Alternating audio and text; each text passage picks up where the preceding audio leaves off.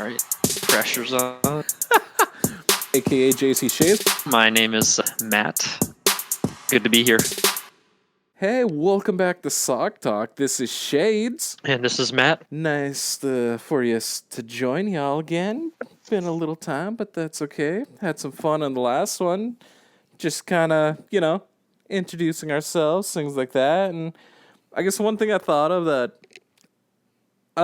we didn't really touch on the last one so with the whole COVID quarantine thing going on, I mean, I guess I haven't been coaching this spring, but I know you've been having to do stuff, so I was going to ask you about just have you explain what they've been having you doing since until recently you hadn't been able to meet, so what you had been doing during quarantine.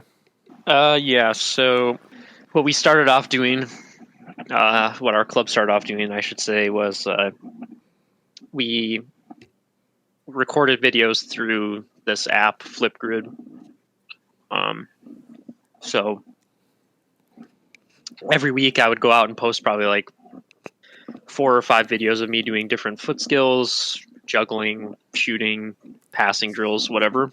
And basically what the kids could go do then is go out and they can record themselves, and then they can post their videos in response to my videos. So we did that to kind of do just keep it at least somewhat interactive. And after a little while, we started doing Zoom calls. Nice. Where we would just do like a 30-minute training session, which is obviously pretty limited because you can't really, you don't want them to go travel anywhere or do anything, but yeah. So we just did very basic dribbling stuff there and some, strength training and stuff like that. Okay. Feel almost a little bit. Oh, sorry. Go ahead. What were you gonna say? Oh, I was just gonna ask. Feel like you're back in school a little bit, or?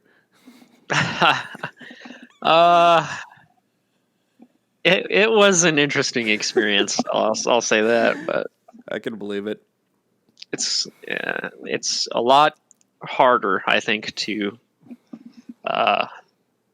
coach a bunch of 8 and 9-year-olds, 10-year-olds when they're all by themselves and behind a camera.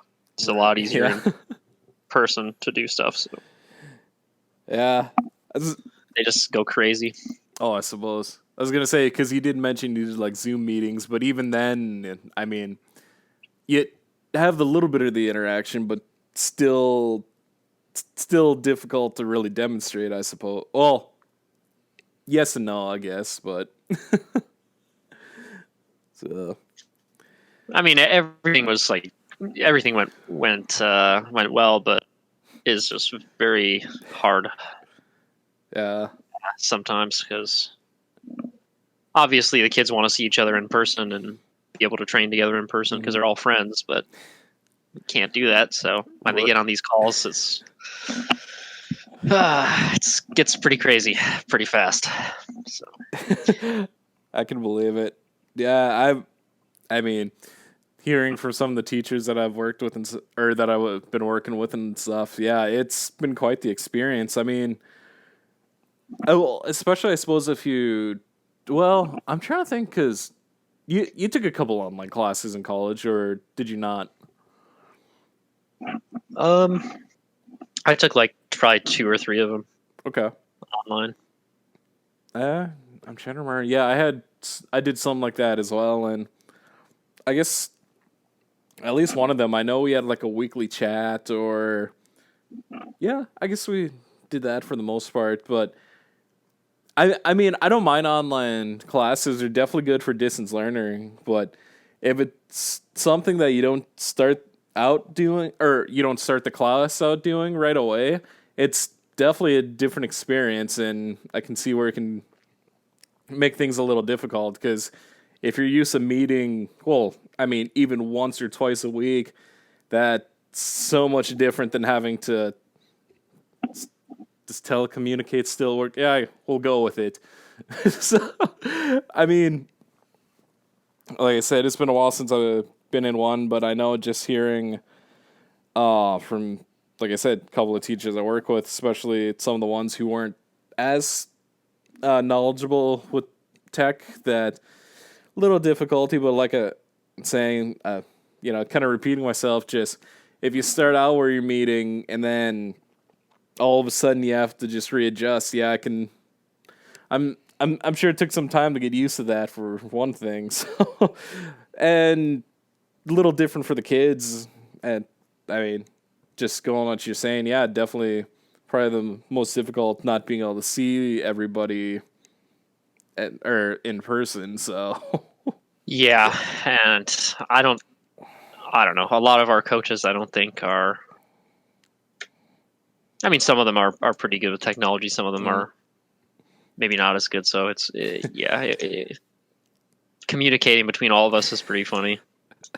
oh, I'm sure. But now we have actual in-person training, and we just started doing in-person training this last week. Okay. How did that go for you? It's good to see them again. It's good to be back training with them, but you can't really do too much, obviously. So there's like what we have set up here is kind of like, I would say, similar to what like Spain did, I guess. In like they were doing a 5-phase plan. Oh, sure. So phase 1 was the online stuff, Zoom calls and whatnot, and then phase 2 is what we're doing right now, which is where we can train. So on like a full size field, 11v11 field, you have basically 2 options. You can split it up into like four sections. Mm-hmm. But in those sections, you can only have less than 10 people per section. Oh, sure. Or you can do like cut the field in half and do no more than 25 people. So. Oh yeah, I suppose. I was just gonna say. I suppose a lot of. Okay. Didn't mean to cut you off there. I was just gonna say because I think fair amount of places are still limiting, from what I understand. So. Yep, and then basically there's a bunch of rules in place. You know, we have to wear masks while we're training the kids. It's no contact. What we do is we actually make the kids. Well, you can't hold your soccer ball. Oh wow. Unless you're a goalie and you have gloves. Okay. So like even after practice, they don't want you to grab your ball and put it in your bag. Wow. If you're gonna give like training jerseys out or pennies or whatever, yeah. you have to basically like treat it like it's a jersey, like you would be handing them a jersey. So they have to keep that for the whole time, and they're like responsible for washing it, and they have to wear it every single session. Okay. You have to disinfect all the cones and stuff after every practice, like anything you use. And actually what we do is every water break, we actually make them like come over and we give them hand sanitizer before they drink as well. And you have to keep your bags like I think we did 6 yards apart. Oh, jeez. So, yeah, it's pretty crazy. I mean, like I haven't seen it, or I don't know what's at least where I am. I don't know if there's much going on for that. I have seen some areas in the state that they are playing in what actually, soccer wise, I don't know. I have seen some. I think it's Little League going on. I'll admit it. I miss the sport. Anyway, yeah. It's crazy. I mean, all the extra precautions, which, I mean, I'm not bothered by at all. I'd rather that than, risk like any of the players or anyone else Well, getting it. I yeah, mean, and that's kind of our thing. Like right now, a lot of the drills that we're doing are like um, we do like a lot of soccer, tennis. nice. Uh, so we have like little nets that we set up, and they just kind of kick it back and forth over the net. Um, and what our coaches have kind of said is not really to do any like coaching. Okay. We just kind of let them have fun. Oh, sure. Sure. And we just kind of like if we have to give them some advice, we can give them like a little bit of advice, but we try not to like actually hands-on teaching them kind of stuff. So Okay. uh, it's and they've been doing well though. So Yeah, I was gonna say what you're mentioning, like the kind of tennis type thing. Sounds like a good way to work on lobs, especially. yeah, we've been teaching them like just teaching them lobs, and we've been also trying to get them to work on controlling the ball with their chest. Oh, sure. Like so we do like we try to make them almost like I don't know, you can call it like smothering the ball almost. But you kind of like lean over the ball. Mm-hmm. So like when it bounces, it just bounces and then hits your chest. And then you let it bounce one more time and then you just lob it back over. And then the next person does the same thing. Then a couple shooting drills here and there, but yeah. Yeah, not a way to kind of break back into things, just kind of, or not rush anything and work them too hard right away. So, Yeah, and then we have they want to start tryouts are supposed to be in like 3 weeks. gosh. So I don't know how that's gonna happen. I don't know what is gonna come of that, but that's the plan. And then they say they want to start the fall season on normal time, Okay. which for us is third week of August. Don't think you'll have any delay, anything like that, or Uh, oh man, it's hard to say. it's all right. I mean, like you still have, well, just thinking of delays because you still have two younger brothers that are in school, right? Or did the one graduate? Yeah, they're still in school. Both of them Okay. are.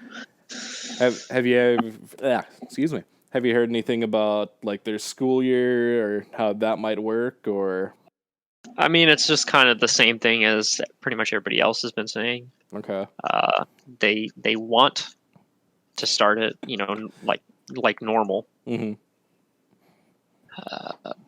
But I, I don't know.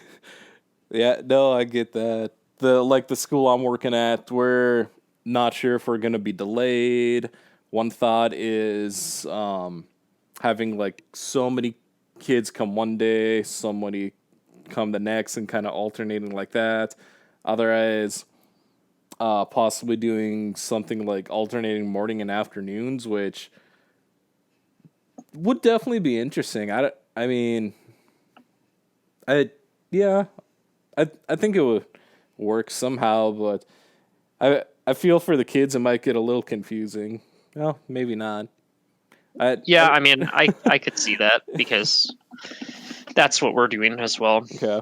So like this first week, um, my 10 boys, they had like 2 training sessions, Okay. but then the next week we rotate them out with a different team. Sure. So instead of the 10s, we're bringing in like the 15-year-old boys and girls, and they can train. Oh, And then okay. the ten boys don't have to train that week or whatever it. So like, maybe they could do that with school too, but I don't know. Yeah, it's going to be interesting. I mean, granted, yes, the recovery rate is very, you know, it is extremely high. Just I I mean, just got to be kind of cautious with it. I think it's more worry, or the worry is Better more safe about than the. sorry. Yeah, exactly. Because I think a lot of the worry is just like groups that are really suspect and, or I don't know if well, yeah, like suspect and potentially kind of weak to it, I think is the main worry, which it's tough to say. I mean, granted, the quarantine stuff probably did help with the numbers to go down.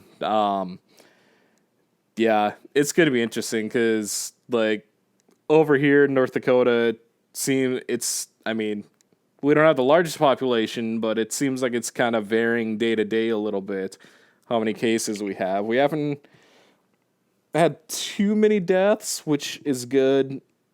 I mean, sad regardless. A lot of the deaths over here have been like 60 plus, I want to say. So, but yeah, going kind of transitioning away from that. So, we got, I think, what is France the only top 5 league right now, I want to say, that has been playing. And, I mean, we talked about Bundesliga a little bit. Well, all right, I got to admit, I won't be able to watch a whole lot right now because I canceled my live TV stuff to kind of cut back on expenses a little. But yeah, no, Bundesliga was fun to watch. The Liga's played, 3 games now, I think? And then Yep. And then Premier League's got a couple in. I haven't really seen anything. Oh wait, or is Italy not started up again? I haven't really seen. Oh no, they must have because we just had the Oh, what do they call their cup again? They played the Coppa Italia, but thank you. I don't think they have started any games. Well, there's a game going on right now. Actually, there's a couple games going on. Actually. Oh, nice. Oh, so they started Okay, so Serie A's back up then. Yeah, they started last. Nah, they started this weekend. This last weekend. Okay, yeah. This 20th was when they started. I was like, they didn't start that. Yeah. Not too long ago. Yeah, it's gonna be interesting because I don't know if they're planning to do not that there's a ton of games left. If they're planning to complete the season and then first week of January, first week of August or whatever, they're looking at picking up Champions League again. I think it was. Wow. Was that what their season? Was that? I was just looking at how long games go until. Yeah. But their season supposedly ends on the 5th of July. Oh, jeez. So they only have 2 weeks of games. That's crazy. It's going to be really interesting, especially if they're going to have or how they're going to do for like the next season as well. If they're going to have much of a break, because normally we would have had Champions League final, about week or maybe 2 ago, usually. Something like that. First, second week of June, I think, normally. Yeah, I think it's like depending early June. On the year. End of May, early June, something like that. And then, of course, other cup finals going around the same time. And yeah, it's kind of weird. That's right, because if not for everything being delayed, the Euros would be going on right now. So, yeah. That's right. They still got to finish up qualification for that, too. I think. Yeah, because they still have the playoffs for that. So we have, 6 more teams to qualify? Give me a second. I'll look that up. I should have pulled it up earlier, whatever. But, yeah, because, like I said, I can't spell apparently right now. Sorry. Here we go. European Championship qualifying. No. Why are the first 2 results Wikipedia? All right. Let's see. Playoff fixtures. That's what I want to look at. All right. So, okay, yeah, we still have... Okay, sorry, it's 4 more finals to figure out. Oh, okay. So, wow. They're not going to happen until October 8th. So that's... Which... I mean, if the regular season's going on, that's not too normal because I think, right around like the like second weekend or something like that in October. I want to say that there's usually an international break anyway. So I guess What the heck? what's up? I'm just reading some stuff. It's very weird. Oh, sure. But yeah, like I was saying, I guess in a way that's kind of built. They almost have that built in because I think usually like in October, November, there's usually international breaks in there, so not too big of a schedule change. And I think well, since it's not a qualifying year, it'd probably just be friendlies anyway. So path A.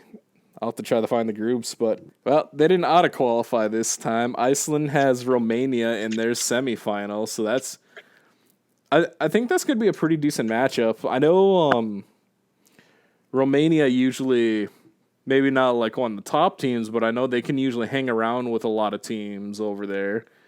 And then the winner of that one plays Bulgaria and Hungary, so that could be not too bad of a matchup. Then we have Bosnia versus Northern Ireland. I like how both Irelands got kind of set in the same, if you want to call it, path, I guess. Bosnia versus Northern Ireland, like I said, and then Slovakia and Republic of Ireland. Ooh, the interesting is like Ireland definitely isn't one of those that you think as like a well, I would never call them a powerhouse, but they're always one of those teams that can like usually cause trouble in a group, or, or at least to me that kind of seems that way. Because I know they gave Sweden quite a game in the 2016 Euros, and I know they drew that. Because let's see, who was in that group again? It was like Sweden, Belgium. I can't remember the fourth team, but and then let's see, Path C, we have Scotland versus Israel, which I'll admit I don't know much about Israel's history, but I know we'll seeing quite a few people kind of cheering them on in comment sections and stuff, and then of course one I'll be paying attention to, Norway versus Serbia. Serbia I don't know about, and of course I talk about Norway quite a bit.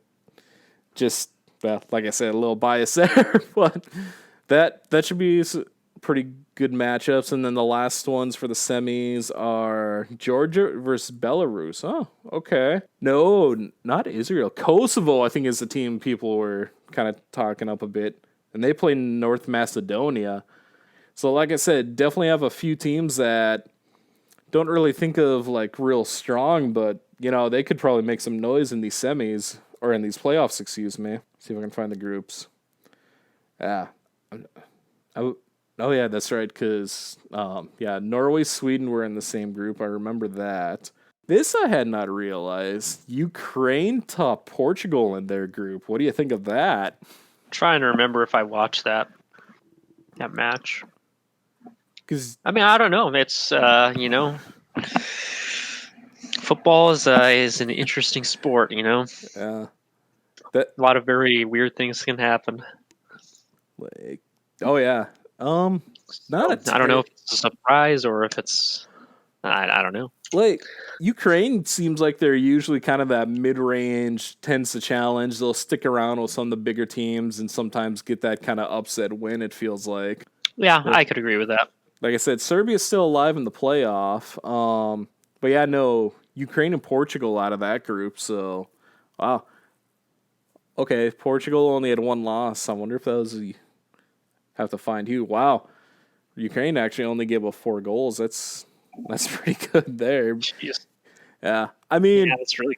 I'm trying to remember Luxembourg. Is it Lithuania? Is that the other tiny country between France and Germany? So I mean, like I said, not the most difficult group. Yeah. So Ukraine, Portugal, out of they call it Group B. It was like Serbia, Luxembourg, Lithuania, and then after that you have. Oh, I think I skipped Group A. Sorry. England and Czech Republic. Although I think England may have qualified because of that. Oh goodness, what did they call that tournament that they had last summer? Like the Nations League or something like that. I can't. I'm blanking on who won it at the moment, but do you remember what I'm talking about?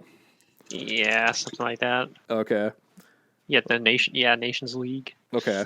Why do I feel? No, it wasn't Portugal. I feel Portugal, yeah. Portugal did take. That's right. Okay. And then okay, Germany, Netherlands, not too surprising. Advanced out of their group, with Northern Ireland coming in third for being the playoffs. A little tight here. Switzerland and Denmark at a Group D, which not too surprising. And like I said, Republic of Ireland can challenge pretty good as well. Let's see. Okay, oh dang, that's kind of a tight finish for second. So Group E, which was Croatia, Wales, Slovakia, Hungary. I'm gonna totally butcher this. It's as Azerbaijan uh, as Azerbaijan. I'm so sorry. I know I mispronounced that. So there was 5 points between first and fourth. So Croatia topped it with 17, Wales with 14, Slovakia 13, and then Hungary with 12. Kind of a tight. Yeah, I thought they had one more game to play. I thought, but Oh, because I remember I watched those games a couple of times, and oh yeah, I watched that. I watched that group. Okay, I think those were the ones that, which I'm trying to remember because I know the like teams that qualified through like Nations League or whatever had kind of like some preferential placement or something like that. Because there's what is that, five groups there that had 5 teams and then the rest at 6. Oh goodness. And then of course the one that I was paying closest attention to, Spain, Sweden out of their qualifying group, Norway finishing third. I remember Sweden was giving Spain a heck of a time. I can't remember if did they win one of those two? Let me see if I can find it real quick here. I mean, sorry, page doesn't exist. All right, I'll guess I'll have to search it later. I remember watching a little bit of Spain and Sweden, and I know one of the games Spain for sure had a lead, and then I think Spain came and equalized like sometime after the 85th, which was pretty crazy. And then I do remember watching one of the Sweden-Norway games, which they drew that. Norway, I remember Norway got a goal right before halftime. Granqvist was trying to play a pass over to, I believe it was to Lindelof, and he mishit it a little bit. Norway came in. I don't remember who scored. I think Erdegaard got the assist, though, and Granqvist was kicking himself hard going into the locker room, though. I'm like, felt bad for the guy, but Sweden came through, and like I said, they equalized that one to get the point at least. And let's see, Norway held off Romania. Oh, goodness. The poor Faroe Islands, they gave up 30. Scored 4. Actually, they played. Yeah, it looks like Spain and Norway tied, or I mean Sweden and Spain tied. Okay. Norway and Spain also tied. That's right. Norway played them pretty tough as well. And let's see. Next one, Poland, Austria. Wow. Poland had a nice run there, 25 points. Austria with 19 and what was it? I wonder what the deciding factor on this one here. So North Macedonia and Slovenia each must have been sorry. They both had 14 points, but North Macedonia had a goal difference of -1 and Slovenia was +5. So I wonder if it was head to head because they ended with the exact same record. Let's see here. And then probably, hate to say it, probably one of the weaker groups, despite the top finishers, had, so France and Turkey qualified. Iceland came in third. So I know they're in a playoff. Actually, Albania had 13 points for their fourth place, and then Andorra and Moldova. Poor Moldova. I think they're one of the teams that get kind of jokes that, oh, see, Cristiano scores like 5 against them and can't do anything to anyone else. Oh, goodness. Is this no, I got a couple groups here. So, you got Belgium and Russia. Ooh, Scotland must not have had. No, I think I said Scotland in semis. I'll have to look again. But, so San Marino's in this group. Another not terribly strong. So, the Belgian, Russia. Then you got Scotland, Cyprus, Kazakhstan, and San Marino. Poor San Marino. They didn't get a single point in the group's qualifying. And they only scored 1 goal in 10 games and gave up 51. Ouch. Yeah. I mean, I can't remember. I remember seeing something like, I don't know if it was, maybe it was saying their first goal in like so long or something. I mean, I'm curious if any of the players from there, I'm sure, I bet they have the choice if they want to play for Italy or not if they get invited. I have a feeling. Yeah, that's rough. And then, actually, one of the fun groups here. Italy and Finland coming out of that one. I think it's the first time Finland's qualified for the Euros, so that's pretty cool. And then Greece must have had something because I didn't see them listed in the semis. Then Bosnia coming in. Okay, that's the last group, so let's see. No, I don't want playoff simulator. I was going to say, I know you can find the group somewhere, but playoff draw, who faces who, World Cup. What the crap? Maybe I'll just have to search them. But yeah, those it looks like some pretty decent playoff matches there, so that's gonna be fun to watch. Of course, I know the 2 main teams I'll be rooting for: Ireland and Norway. Of course, did I say Ireland? I mean, it'd be cool if Ireland makes it too, but I meant to say Iceland. Iceland and Norway are going to be the 2 main I'll be paying attention to. So. Yeah. Oh gosh. And then I suppose after that. Anyway. But yeah, no, be fun to see that, especially because I guess yeah, I suppose it makes sense to wait till like after the crazy summer that we got going on to do the national or international games. Because they're already just compressing the schedule so much as is. Because we've, like, La Liga, they played, 3 games in about a week, was it? Yeah, they're doing games like every 4 days. Oof. So, and then you have Champions League that starts in August, but the season will be done by then. Right. But then I'm not sure what's going to happen with that because the final is supposed to be the 23rd of August. Jeez. And that's kind of like preseason for a lot of places. So I'm not really. I wonder how they're gonna do that, and what's gonna happen for next season as well. Oh, for sure.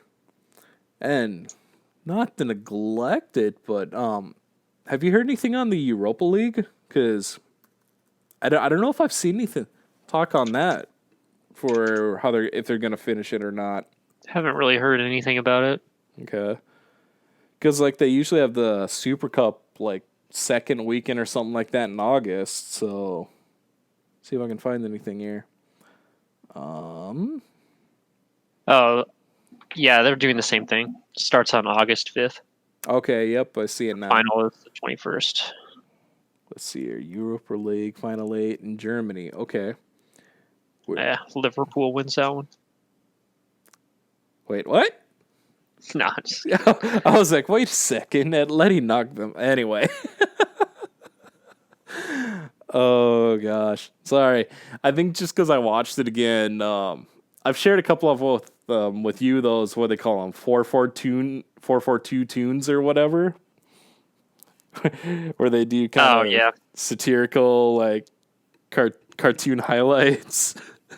And the one they made after Atletico and Liverpool is just Klopp all pissed off at what's Adrian or whatever. Lame Adrian.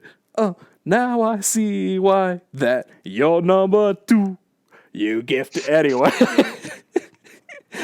Oh no, the whoever does the voice for Jurgen Klopp is really. I don't know. I enjoy him. He's pretty funny. Yeah, they got some good stuff going there, and God, they just they they did a pretty funny one for Arsenal's loss as well, where David Luiz got his red card and whatnot. They made him into what's his face? Pennywise. They portrayed him as Pennywise, and something about they made some joke about a contract extension or whatever with him as well. Actually, I can't remember if I shared the one with you.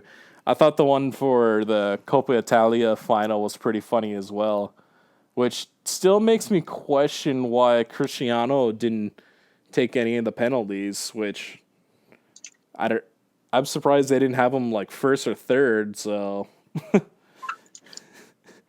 Yeah, I don't know. Maybe it's kind of a thing where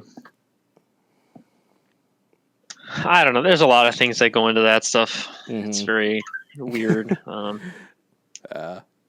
Sometimes you kind of take a gamble and you say, well,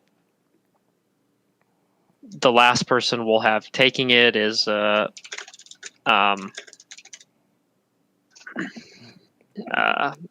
might have a more confident. You might place some of the more confident players there. Sure. Because if it gets to the point where it's tied up, you want someone who's, Oh, definitely. They can step up and is confident taking it, whereas you probably don't want someone who's a little bit less. And then you might not have, based on the substitutions you make throughout the game, you might not have all the players you want. For sure. It's a lot of things that go into it, like I said, but... Yeah, no, I can see it. It's just kind of funny because the cartoon was just him getting all mad at his teammates for missing. Like, what did they do? They had Dybala taking his and doing his little celly with I can't remember what that little mask celly or whatever where he puts his hand under his nose.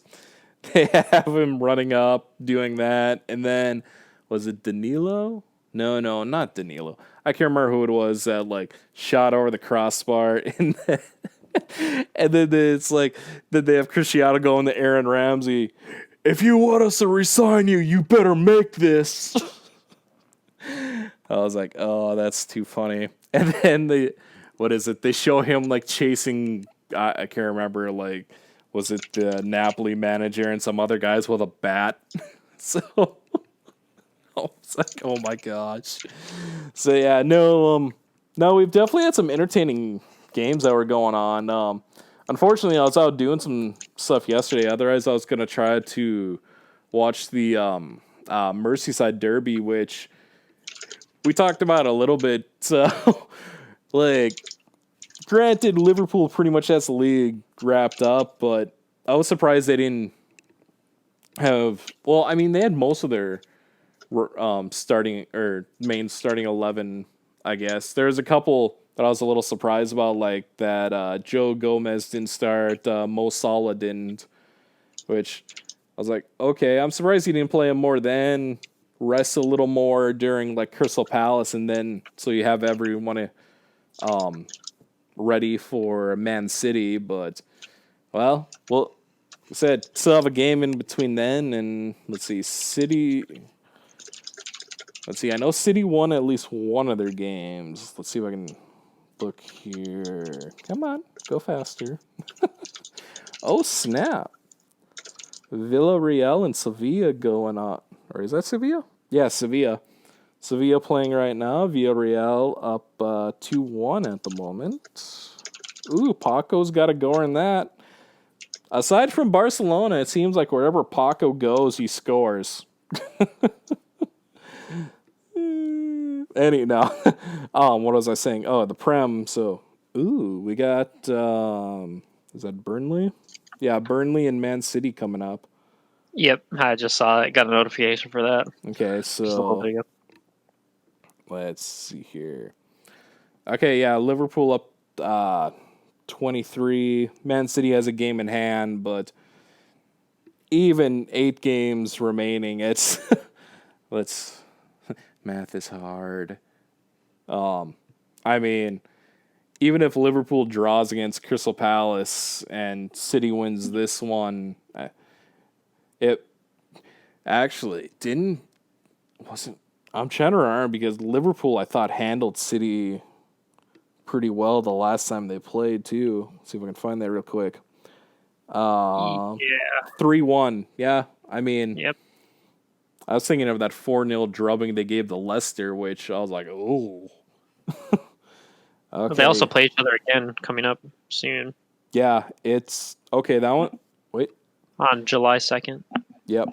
In Manchester. So that actually, like I said, if Liverpool somehow draws against Crystal Palace, which that's going to be difficult for Palace to do, especially since it's going to be at Anfield. So, but yeah, no, that game in Manchester is going to pretty much decide the league because yeah, there'll be a 6-point swing. So, goodness. Let's see. Well, so basically, Liverpool needs 4 more points Oh, jeez. to win the league. Okay, that makes sense because they needed 6. Because Yeah. they have 8 games left. Mm-hmm. So City has 1 game on them, right? So that'd be 27. Yep. So the most they can get is 87 points if they win every game. So Liverpool would pretty much have to just tank. Probably play with like no goalkeeper and 5 players on the field or something. No goalkeeper or Adrian. Sorry. Well, I shouldn't say much. Ederson had a pretty bad blunder or two in the last Manchester derby, so oh gosh. I'll admit I was going around Huh? Yeah, right. I was working that morning, so I didn't get to see the first half, but I got home for the second and who did he? I don't remember who he was trying to throw to, but was it? Oh, the guy's name's on the tip of my tongue. Not terribly important, but threw it like right to a United player, and United. I mean, I think it was their second goal of the game. So, yeah. Of course, I was trolling Manchester fans on both sides, going, "Oh, because the whole Manchester's blue, Manchester's red, or whatever." I was like, "I think Manchester's going to be purple." Couple of them got a kick out of that, but I mean, see if I can. Oh shoot, that's right. Those are the last game City had before the break. 2-0. Yeah, 2-0 to United. Oh gosh, but no, Ole pulled it off, which was pretty good. Although it sounds like, well, granted, actually, I was going to touch on that a little bit. Because I was making jokes to a United fan how Tottenham had the lead of that Tottenham United going into the half. And I'm looking at the summary or whatever, and I see that Tottenham had like 4 or 5 shots after that goal. And I was like, you sure that's Josie down on the sidelines with that many shots and a goal lead? But it sounded like Bruno Fernandes and Pogba were playing pretty well together. So if Pogba, yeah, that's what our coaches were talking about that. Oh. Since a lot of them a few of them like United, and it's kind of like some of them like United. One of them likes Arsenal. One of them likes Liverpool.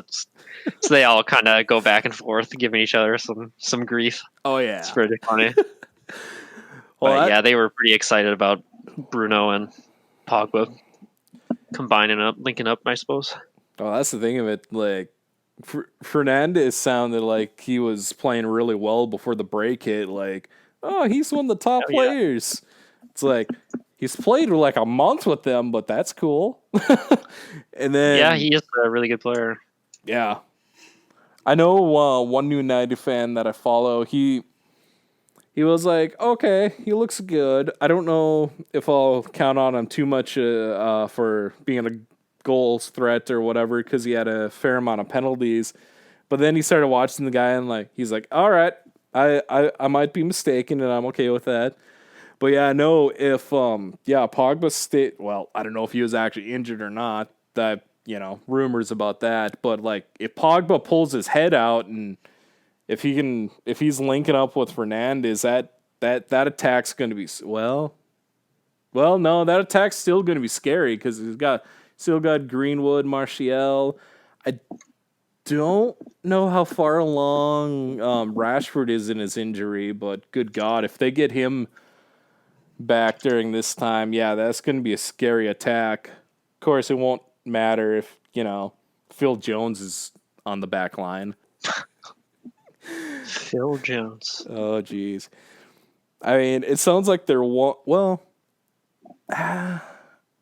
won't say that they haven't had like a solid centerpiece in the back line this season, but it sounds like they've all been kind of like up and down in form. Like it's like like I said, I haven't really seen United play this season, but it sounds like their best pairing stair might be who's the guy that just came from Leicester? Harry Maguire, and then Victor Lindelof. So, of course, like I said, gonna be a little biased towards Victor, but that's a conversation for another time. I think they're still trying to figure out their fullback situation a little bit, but oh goodness, I'm blanking on that right back's name that it's I keep hearing that he could like challenge Trent for the starting spot for England. That because it sounds like Luke Shaw's starting to do a little better. One bit. Oh gosh, I'm gonna butcher this guy's name. Yeah, that Aaron Juan Bissaka. I think that's it. I don't know, but yeah, I mean, sounds like he's supposed to be pretty good. So no, they like if Ole can pull that team together, and if they don't lose any key pieces, I think they're going to be pretty scary next season. So yeah, for sure. Like, get De Gea his confidence back. I'm sure the entire Premier League wants that to happen. I mean, like I said, just solidify that back line a bit. That, like I said, that midfield with Fernandes, Pogba, and then whoever else is. Oh, that's right. They got that young guy in Daniel James as well, who's been looking pretty good. So yeah, no, they got some guys that can kind of rotate in and out as well. So Fred, kind of forgot he was playing there. And yeah, like I said, get Rashford healthy and oof. I mean, even without Rashford, that's a scary attack. Him in there is gonna just be ridiculous. And oof, I mean, if like I said, Oldie gets that together, they should challenge for at least like second or third place because I think it's going to depend if City see if anyone leaves City because I know there's rumors that like a handful possibly want to leave because of the sanction or not sanctions. The ban or whatever. Ban, thank you. Yeah. Champions League, yeah. So. Well, if they lose De Bruyne, that's going to be a huge hit. Yeah. Yeah. Because he's been so ridiculous in that lineup as a playmaker. Like, I mean. Yeah, that's some big shoes to replace, for sure. And, I mean, David Silva's still playing well, but he's getting up there. Leroy Sané Yeah, Saunier. Sorry, I confuse him with Monnier sometimes. Anyway, yeah, Leroy Saunier said he wants to leave, preferably Byron. Good, yeah, because they need more guys like him. Gosh, I don't know. I don't think I've seen if they brought anyone in. Let's see. I mean, they would still have a Guerrero. Ooh, you know. Who's that other? Is it no Bernardo Silva? That's who I'm trying to think of. Who I don't know if he plays more on the wing or in the midfield. So I if Silva, yeah mid, I think. okay. I mean, if they can hang on to him, Aguero, Jesus, that's going to be pretty good for their attack. Oh, Sterling, of course.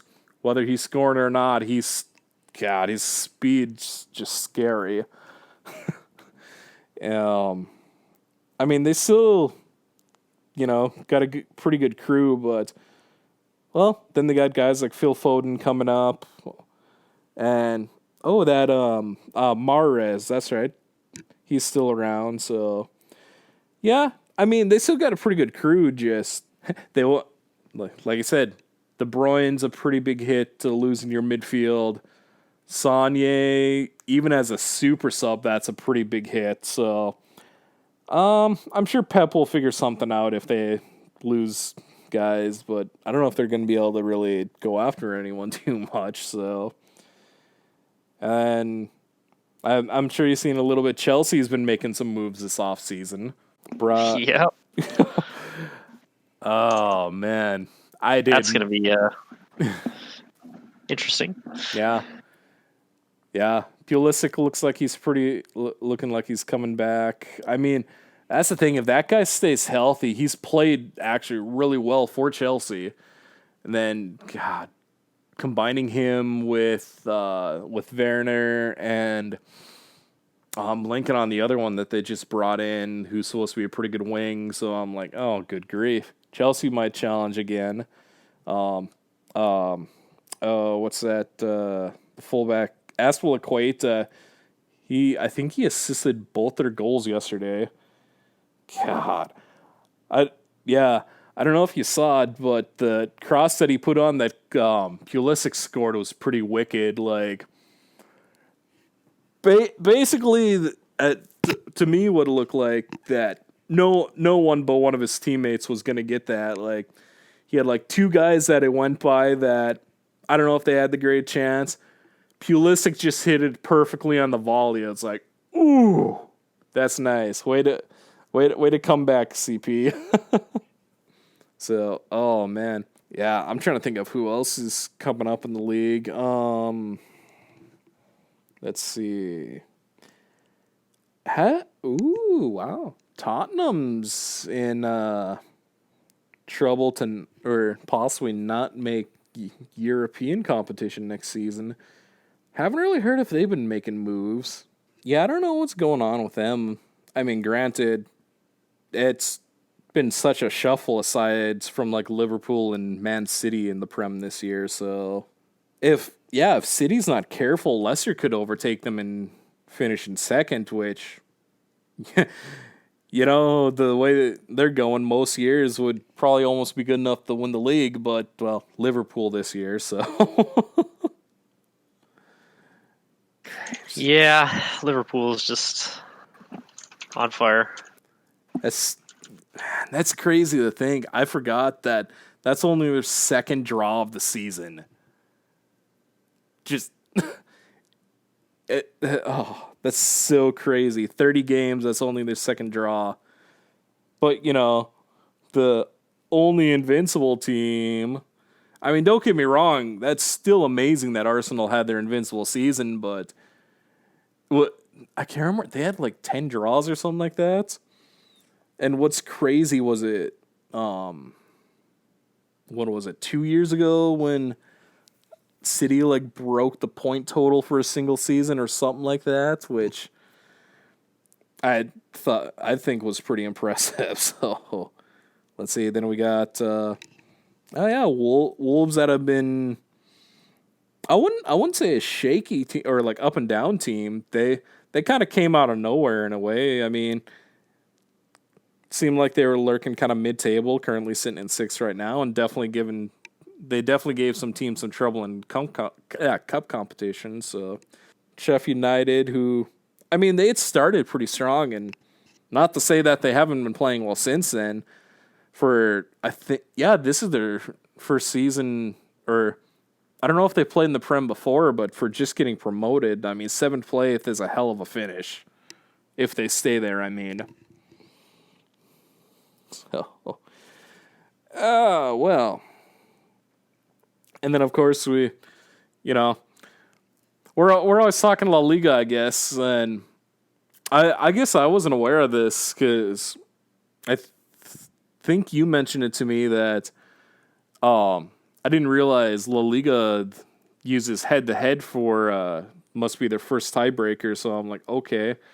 Because I'm seeing I was seeing before the finish that Real going on top, but I'm going like, okay, but Barcelona has better goal difference and more wins. I'm like, okay, head-to-head, that makes sense. Which... We'll see how that finishes, because is this going to be another, no, you take it, you take it, you take it type of thing, so. Yeah, I have no idea.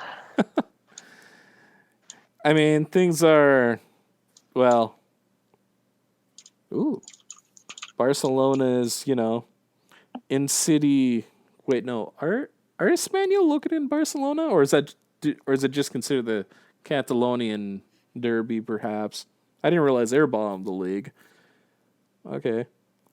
Yeah, it's, hate to say it, pretty typical La Liga finish looking like. So, Real, Barca going at it. Well, and unless something really happens, I don't think Atletico's going to catch them, but they'll still probably finish top 4. Okay, Sevilla in 4th. The ones that surprised me a little bit, Villarreal and Valencia are 7th and 8th right now. I mean, I guess they usually hover, or a lot of times one of them will be hovering around like 5th or 6th, so occasionally making Champions League. So, yeah. We'll see if they keep playing leapfrog, or if one of those two wants to actually take the league for certain. It's kind of felt like that the past couple seasons, though, that neither one wants to be, or like, really charge out in front or whatever. So, what did they say? Was it 8th straight, I think? Germany has been won by Bayern, so, well, good job, guys. Oh, sorry. I don't think that's a surprise. But oh no, they were just. I mean, Lewandowski is just. Gosh, he had an unbelievable season. I mean, yeah. I should say he's having an unbelievable season. But the thing that surprised me so much with them, I don't know what it is, because I think they were sitting. Oh, maybe not.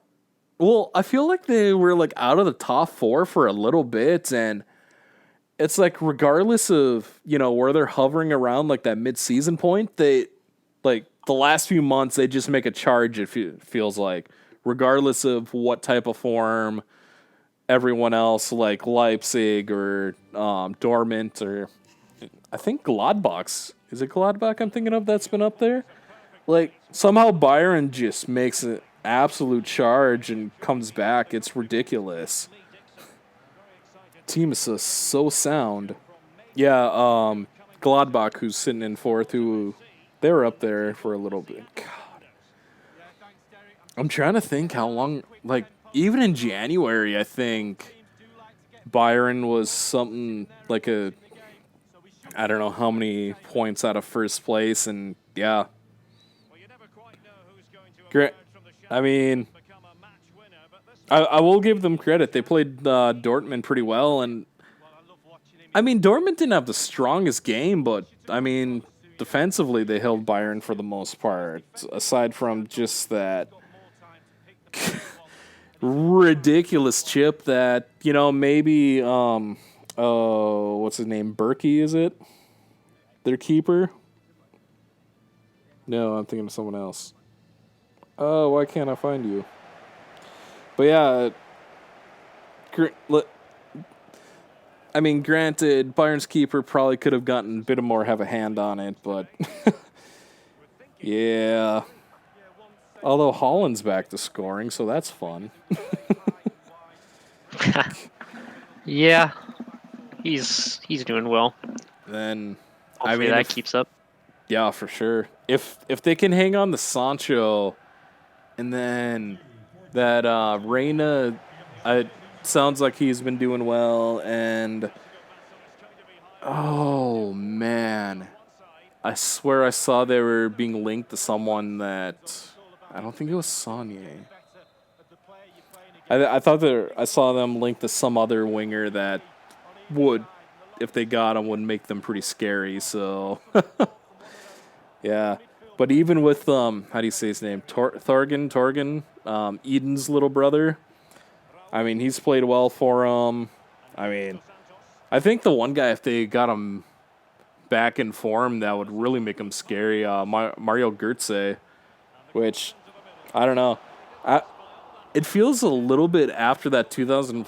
Well, not right away. Maybe around the 16 Euros, it felt like he just dropped off, and he hasn't done a whole lot since he's been back in Dortmund. It feels like so.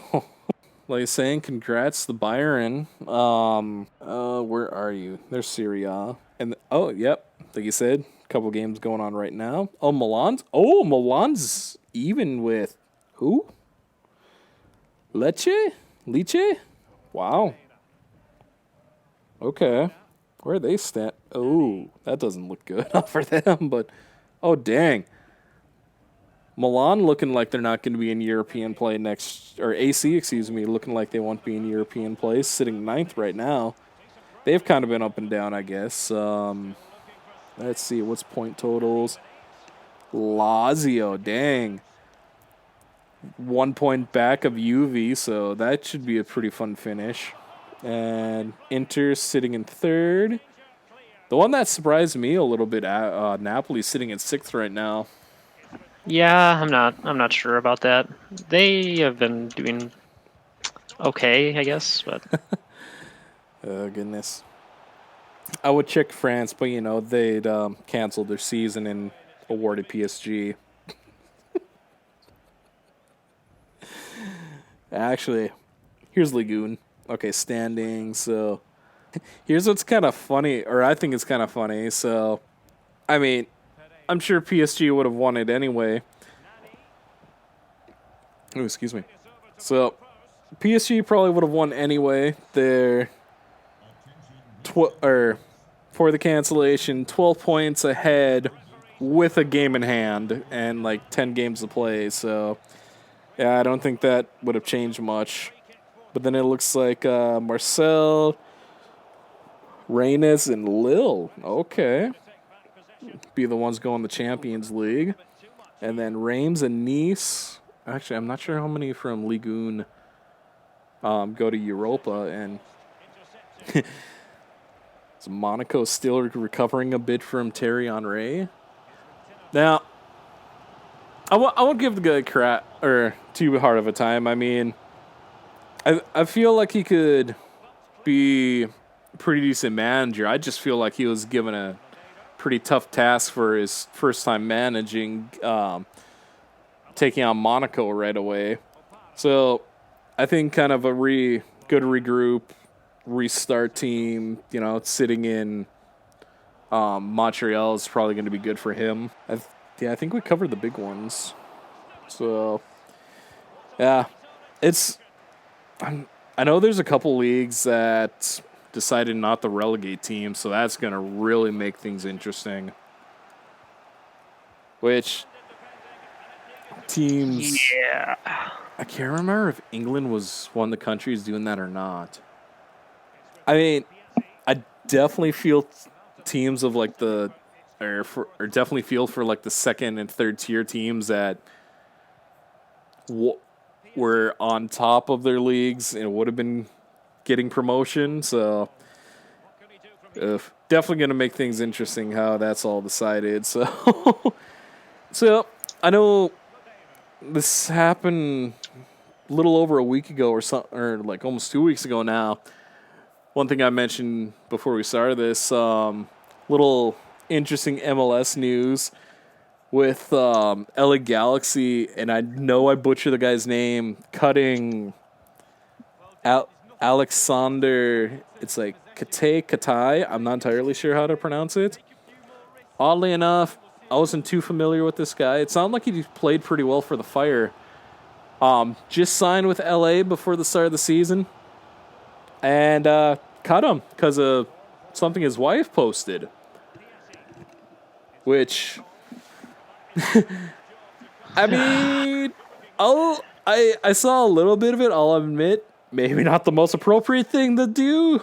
I feel a little bad for him since it wasn't him personally, but I think because of everything going on, that probably played a big role in why, but... Yeah, you gotta be careful. Yeah, and I know a lot of people who, like I said, I'm not gonna say one way or the other because you have the free speech crowd and all that. Right now, I'm just kind of looking like, all right, they decide to make a business decision, and that's what they felt was best for business. Now,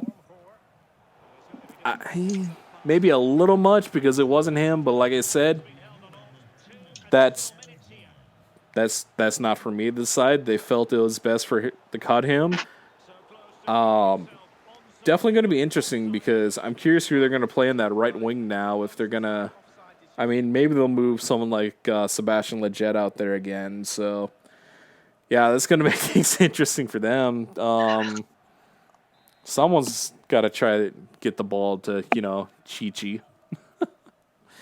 So, and what do you kind of think about that? Because that's, like I said, like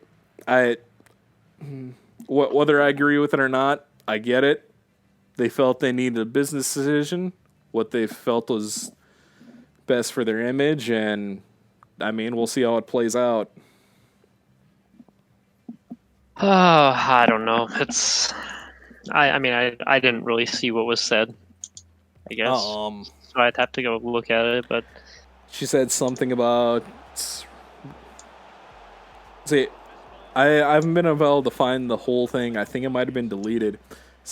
Referring to the protesters as disgusting cattle, and then making some joke about it must have been a looter, like with I don't know if it was a box of Nikes or something with Nike on it, and something making a comment with Black Nikes matter. I'm like, maybe not the best time to. I mean, not that any time's necessarily good to say something like that, but with like I said, everything going on, probably not a good time, especially when you're related to someone, or married, I should say, to someone who's in the public eye, and especially like a team like Galaxy, who, they're fairly well known worldwide, and yeah, that's a tough decision, man. I'm trying to remember who did. Apparently, it says. Well, I don't know if that's true, but it says this article I'm reading says the first post was calling for protesters to be killed. Oh, geez. And the second one was showing a looter holding a shoebox with the caption "Black Nikes Matter." Good grief! I mean, yeah, that's pretty stupid to post things like that. So yeah, I mean, like I said, that's kind of tasteless, regardless. I feel so. That's really dumb. I just had a name pop to mind. I'm trying to. Oh, okay. That was something completely different. Because I just remembered, like, Daniel Sturridge, he was cut from his team in, was it Turkey, I think? And received, like, an all football activity-related ban. Okay, so that just ended. that was for sports betting. Ooh, he was going all no. I was gonna say going all Pete Rose, and Pete then Rose. yeah, right. I remember what was it? Oh gosh, the other English, no, not English, Italian striker. I think he just got released. The one who kept getting abused during games, used to play for City and Liverpool. Oh, Balotelli. I'm like, oh my gosh, Yeah. I can see his face right now. Like, I thought I saw something that he might have gotten cut. Set to Oh, never mind. He's returning. Okay, I guess I haven't looked him up in a while. So, I mean, I will say that like him, he's one example that yeah, little arrogant in his youth and definitely a high or like solid talent, but he let his arrogance kind of get in the way and kind of hurt him early in his career, and then it seems like had a bit of a resurgence. I believe he was playing for Nice, came around, and lately been playing in Italy again. And aside from when he's getting racially abused, he's been doing pretty well. It sounds like I don't think he's been getting. I don't know if he'll potentially get called up for Italy anytime soon again, but I mean, still a pretty good talent to have on your team. So keep joking. I keep joking that someone over here should try to sign him. So I don't know. Yeah, he's always been a kind of crazy guy. I know the one of the clips that at least MLS fans always refer to was he with? I think he was with City at the time. They were playing a preseason friendly against Galaxy, and he tried to do a backheel shot, and I think he missed. Yeah. Yeah, he got subbed out after that, if I remember. Yeah, I wouldn't Coach be too. was not happy with him. Oh, I can imagine. I wouldn't be either. Yeah, it was not smart.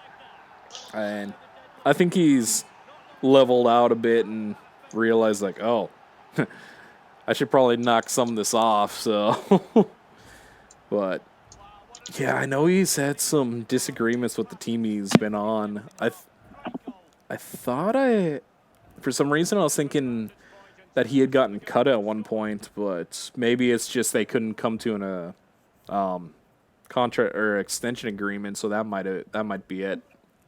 Yeah, you know what's funny was that he was actually playing the Galaxy when he did that, I think. Yeah. They're over here, yeah, which so I mean, oh, speaking of MLS, I wish I would have thought of this sooner. I might be able to look it up. Our favorite former player and commentator, who happens to be of red-headed hair color. One-time former Galaxy as well. Sometimes I like to forget that. Not that he was bad. Anyway. So Mr. Lawless, I might have mentioned this to you. So he was talking about how he thinks at least the top MLS teams could. He doesn't think they would win, but he thinks they could do fairly well in somewhere like the Premier League. I'm going, well, I don't know about that. Off the top of my head, I don't know if any, even of the like real high rating ones, if they'd have the back line to really stick with most of those attacks. Like maybe the lower half of the Prem, but I could see maybe a mid-table finish from a team like Atlanta, because as strong as their attack is, I don't know how well that defense would hold up. I mean, they might. I think it would take a transfer window or two to really kind of get going, though. Like in their current states, I could see some of them avoiding relegation. I don't know if they'd finish top 10, though. Of course, I get a kick out of, Lawless is always, spouting off about U.S. football teams. So I'm just surprised that he has that much confidence in MLS teams to do well in top European leagues. I'm like, you're always ragging on our national teams, and don't get me wrong, I've been a couple times the men's team especially have kind of deserved it, although his criticism may have gone in the wrong direction. Hey, man, you're a wonder kid. Okay, let's criticizing the one kid who's like getting or has teams trying to knock him out, and he's giving all he's got. Anyway, I won't get into that. Oh, that irritates. Yeah, I don't know if you remember that his line of tattooed millionaires or whatever it was. Yeah, something like that. I mean, I'll admit Dempsey wasn't having his best run, and I think his I know he had a shot or two at Pulisic that was a little unwarranted, which I hate to say it. There was a couple games during the last World Cup qualifying where Pulisic was one of only a couple guys that were really trying to do anything. And I hate to say it, I got nervous every time that we had an away game because, good gosh, those other teams were just knocking them down every chance they got. I'm surprised he didn't get injured. Because I don't know if you remember the Leggett injury a few years ago where, was it? I don't think it was his first national team's, well, maybe. I know it was one of his first national team starts, scored his first national team goal, and then, nasty tackle, and he was out for like 4 or 5 months. And, yeah, definitely hurt LA that season, I can tell you that. Yeah, it's not good. Yeah. So, yeah. But yeah, crazy stuff going on. And I mean, I think it's pretty neat to see like all the support for things going on in the other and like the big European leagues and things like that, which is, I don't know, I thought it was pretty cool. So I'm trying to remember if we might have mentioned in the last one about where Jadon Sancho, he had something written on his undershirt that he was wearing, and I mean, I think I mentioned that someone was joking about. They're like listing off the reasons why these guys got cars is like Jadon Sancho anti-racism. I thought that was pretty funny. So, oh yeah, well. And of course, summer. One of my things that I like to wait for, and I mean, we played quite a bit together in college. Announcement of FIFA 21.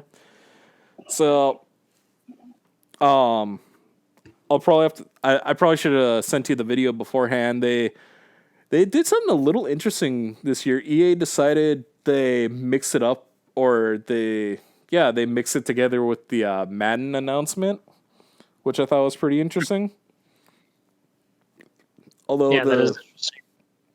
Although during the little trailer, it looked more they were doing like the next gen systems, which is fine. Although I am seeing that it sounds like a lot of PC players are, well, they shouldn't be too mad, but it sounds like PC guys or PC players, are getting the like PS4, Xbox One version, which, whatever.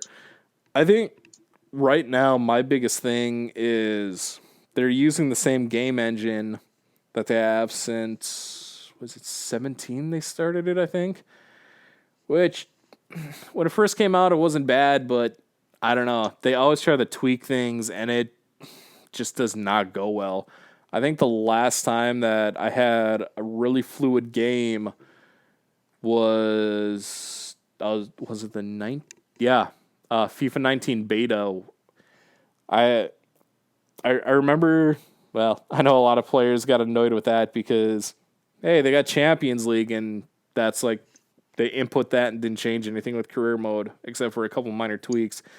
No, the like 19 beta I remember getting in on, and the gameplay felt pretty good.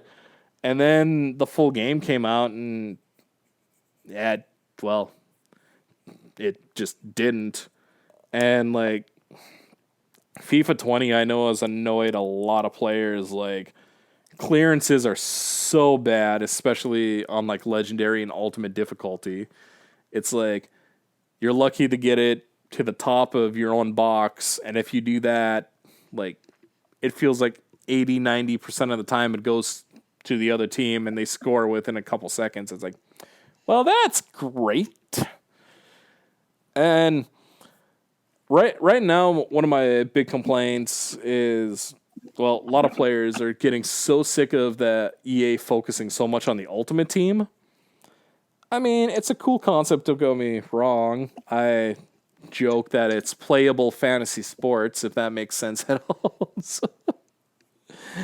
But no, one of the things that I'm already annoyed about, so they're showing off the pre-order bonuses, and they actually have a really cool one that they're doing this year. They call it like a homegrown talent, where with pre-order, every time you start up a new career mode, you get like a really high potential player from the country that you're playing in. Which, Oh, yeah, so some players are a little worried. It's what do they call it? It's gonna get rid of the Scout Future Star feature in the catalog. Which, okay, like I was saying, I think is really cool. The reason I'm annoyed with it is because it's for what they call it, the Legends and Ultimate Editions. Long story short, it's the 2 editions above the standard, which I usually only buy the standard because I, don't play Ultimate Team much. So I'm going like, that's great. Way to like put something in career mode and you're still overly pushing that. It's like, thanks EA. So happy about that. So, although, Ultimate and Champion, excuse me, Legends, I might be thinking of 2K. Okay, sorry, the Champions and Legends edition. But yeah, so yeah, the standard you basically get for pre-ordering, you basically get a few things for Ultimate Team. It's like a few packs, cover start loan item, ambassador pack. Okay, interesting. And then a couple special edition kits and stadium items. Okay, thanks. I guess they just really want to push the other editions.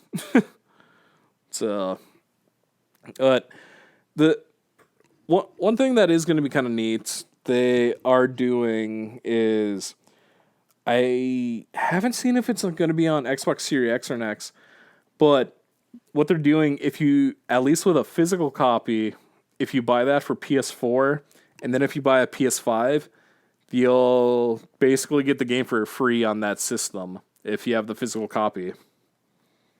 So, oh, that's interesting. Yeah. Of course, also pushing Ultimate Team, you can transfer your Ultimate Team progress and stuff like that from like PS4 to PS5, and I guess Volta. But everything else, like your regular online stuff, career mode, pro clubs, excuse me. Yeah, that's console specific. I'm like, are you serious? I don't know why everyone else is lagging behind Sony, or is it Sandy? Yeah, I'm blanking on the studio that works on MLB The Show. In MLB 14, they started where you could transfer your franchise or Road to the Show character to the next year. What they and they also had it, at least on 14, you could transfer from PS3 to PS4. I'm like, why can't EA and actually I haven't seen 2K, so I'm not going to say that yet. It's like, how has EA not been able to implement that in their games? Yeah, seems like that's, I don't know. So a lot of, I feel like a lot of games recently, and I could be wrong, but like a lot of ideas that they have, I think are actually pretty interesting and cool. Mm-hmm. They just can't implement them very well, or they just don't do a good job of it. So it ends up screwing everything up and making a lot of people angry. But I don't know. Yeah, FIFA 20 had that with dynamic potential. Great idea. Not to reuse the word too much, but great potential for the game. Ooh, ooh, it was too strong or whatever they did. And I can't remember if I said this or not. I learned this watching a live stream that unless you have the PC version and can really get in or like go into the game's files and not, EA has some underlining coding in career mode for player personalities. And apparently like every youth prospect or youth academy player you get, they're set to like selfish. I'm like, this explains a lot. Oh, hey, I'm like 62 rated, and I know you have these guys that are in their mid 80s, but and my contract says prospect, but no, you're not playing me, and I need to be doing more. Okay, well, I wanted to rotate you in, but fine, you're going on loan. Oh man, I hate to say it. I don't want to quit playing the game, but I can't wait to buy a new computer so I can utilize things. It does get frustrating. I know the feeling. I might try to pick up my youth squad career mode that I had started, but yeah. Again, what I'll probably do, I won't edit it like I had done last year. I'll just stream it. We need those streams. I know. I'll just kind of stream it sometime. If anyone joins in, good for them. If not, whatever. And then I'll just post it to my YouTube and whatnot. But I don't know. Like I remember I did watch a video on. I can't remember if I talked about this or not. I had watched a video on, was it Madden 06, which well, no, I bought a couple Maddens since then, but I remember cripes. That was one of the games I remember absolutely playing the crap out of on PS2, and had a couple of I had like 03 to 06 that I bought and just played a ton. Like I don't know what it was, and don't get me wrong, love PS3, but something about sports games, at least EA games on PS2, they just movement felt a little more fluid. And like when you try to do moves with your guys on like PS3, it felt a little jerky, and I don't know if delayed's the right way to say it, but like not as smooth. But no, the thing on Madden I was watching, so that would have been the year that like the Xbox One came out. Was PS3 the year? Anyway, they might have had it on PS3. I can't remember offhand, but they had PS2, Xbox, and highly regarded. Just, I mean, I'll admit, like I said, played it a ton, a lot of fun, great game. And then Madden 06 for 360, sound like it didn't do so well. They like tried to push themselves with too many details with the trailer, I guess, and then the actual game came out, and I guess the main thing, it sounded like they tried to like start the game completely from scratch and just didn't go well. So, I know was it FIFA 19 or 20? Someone was saying that they're like, yeah, there's coding from like FIFA 12, so yeah, they are in a way kind of copying pasting. But anyway, that's enough of that rant, I guess. And well, before we finish, probably touch on where's I going with this? Oh, the MLS tournament that's going on in Orlando, I think is going to be pretty interesting. So, it sounds like they're doing kind of a World Cup style. So, Oh yeah, that is soon, right? yeah, like July. I want to say, for some reason, I want to say 6th or 7th. Start turning. Let's see if I can find the date here, but July 8th. Okay, so wasn't too far off. Groups look pretty interesting. I was a little surprised to see that both LA teams are in the same group. I was like, really? Oh well, whatever. Of course, the other one that I'm excited to see is Minnesota United's group. They have Salt Lake, KC, and Colorado, which if be interesting how they come out after this, but if they play like they did the first 2 games of the season, I could see them ending with at least like 7 points in that group. I see them with a minimum of 5. I think their main competition is going to be KC. Rapids seem like they're coming up a little bit. Salt Lake, I forgot that they finished 3rd in the Western Conference, but yeah, it looks like it's going to be a fun tournament. Yeah, hopefully I can check it out, watch a couple games. Oh, for sure. The one team that I feel a little bad for is FC Cincinnati. So they're in a group with Atlanta, New York Red Bulls, and Columbus. It's like, wow, that's gonna be tough, right? And oh man, yeah. There's all but let's see, was it 6 group? Yeah, 6 groups. 5 out of the 6 groups have 4 teams, but for some reason, one group has. I guess it kind of makes sense. One group has 6 in it. Kind of a balanced group. Gonna be kind of interesting. It's got Orlando's in it, Inter Miami.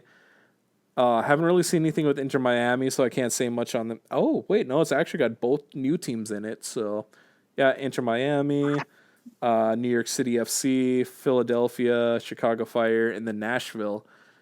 The little bit I saw of Nashville, they were who's it against Atlanta, and for a good part of the game, they were kind of holding their own. So it's always interesting with the expansion teams. I mean, obviously not everyone's going to be like Atlanta or LAFC and just like take off in their first couple seasons, but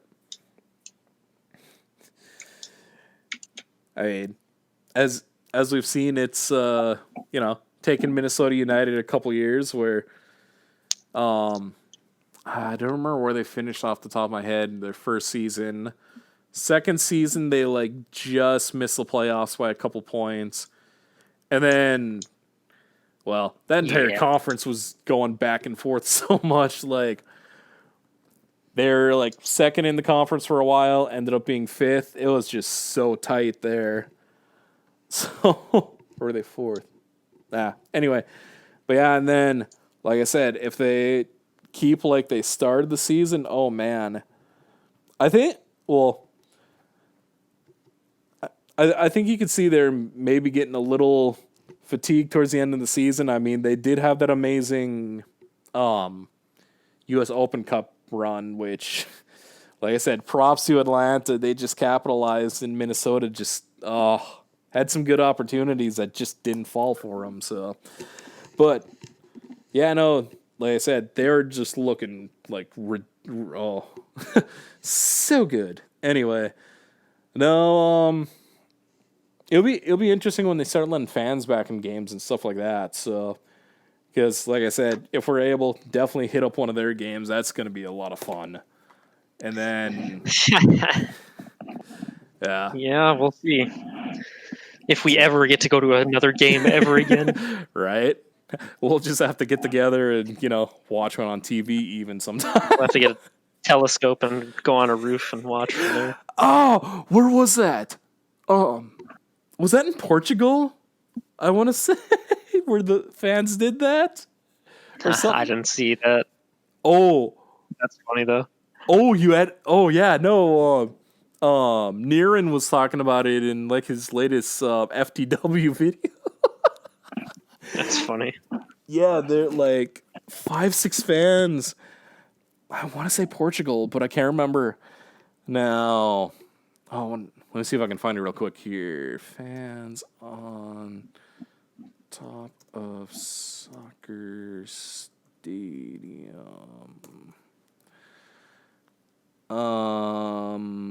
Yeah, that. Anyway, yeah. So, sorry. Yeah, no. For some reason, someone please correct me if I'm wrong. I thought someone said Portugal. But yeah, no, they like climbed up on top of the stadium and were watching the game from there.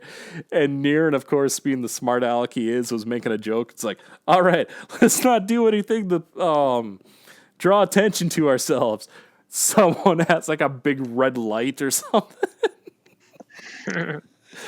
Oh yeah. Oh, I was like, that is too good.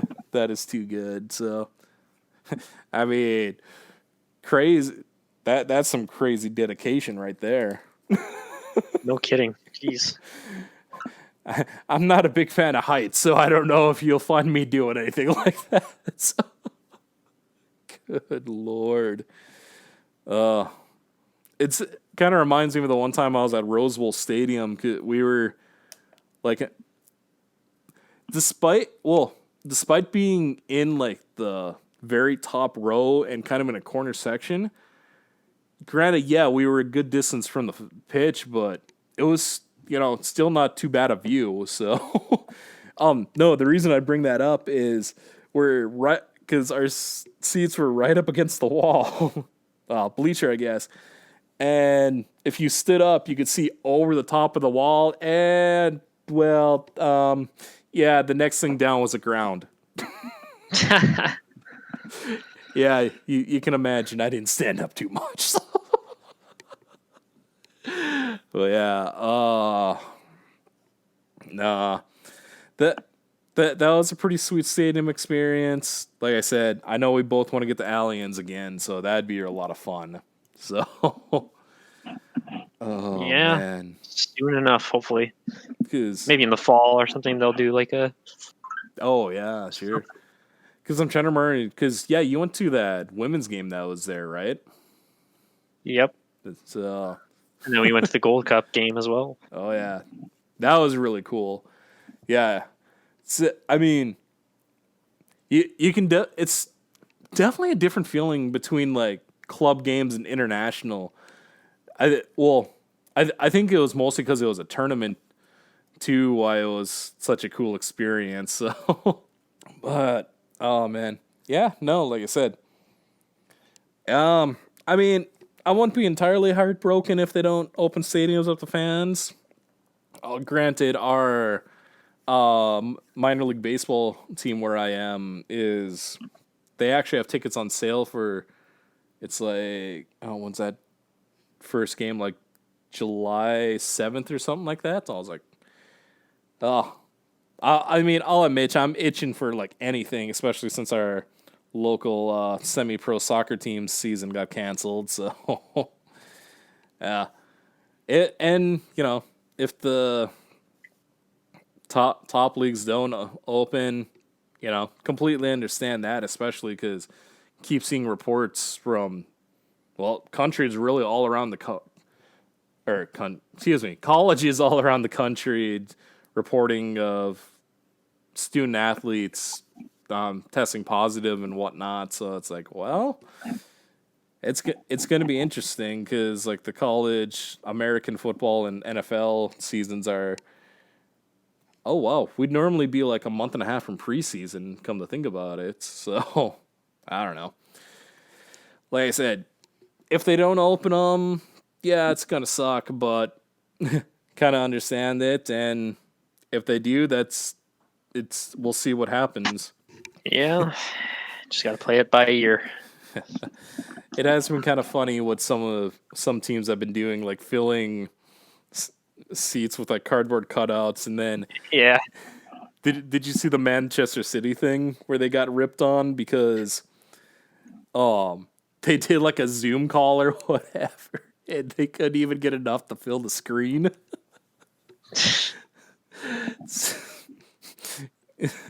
Yeah. So Rip. right. No, I think what they've been doing is pretty neat. I mean, it's definitely fun hearing things on, but like I said, because I kind of canceled my TV service for now, I won't be able to watch a whole lot, but I'll catch when I can. Guess I'll be relying on you for highlights a little more. No. Yeah, I try to just follow most games the best I can, since a lot of the time I can't watch them either. So. Oh yeah, that's fair.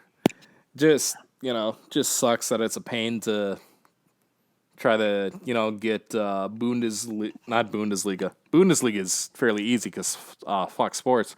No, I meant to say La Liga. Excuse me, because unless you have, I don't know if In sports. yeah, that's what I'm trying to think of. I don't. That's almost like a premium package now. If you wanna, Yeah. or it feels like it's becoming that. Like up until was it late 2017? Sometime before the World Cup, I can't remember when. PlayStation View, Sony's TV service, they had BN Sports, but then they didn't renew the contract, so that was a little disappointing when I had that. So, but I mean, I will say that at least we do have all these services that we can at least watch games if we can't attend them. So that definitely helps a bit. So, well, I think on that note, we'll probably wrap up here. You probably listened to me ramble on enough. So, You gotta do what you gotta do, right? oh yeah. Oh no, I enjoy our conversations, of course. So, Yeah. like, It's always fun. oh yeah, like I said, maybe sometime in the future we'll see if we get someone to join us and whatnot. And yeah, I should probably need to do a few streams and definitely finish up my series that I've been working on. So,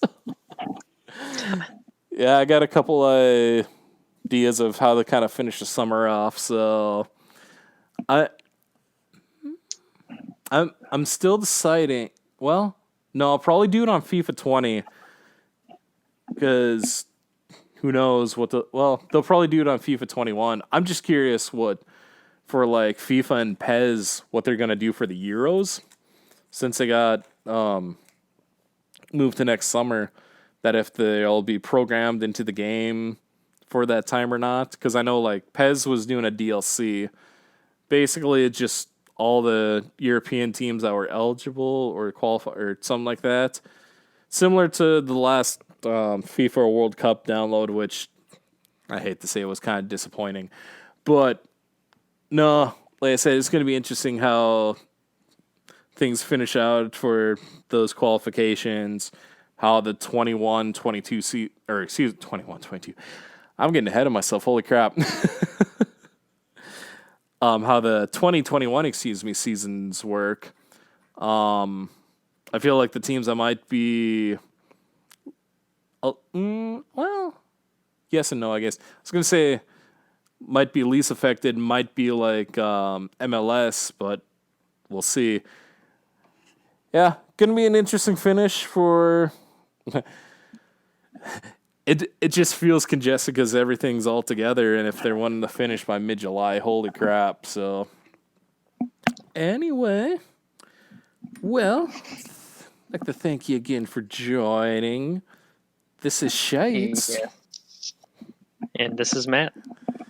Thank you all again. Hope you join us next time, and we will catch you later. Out. Peace.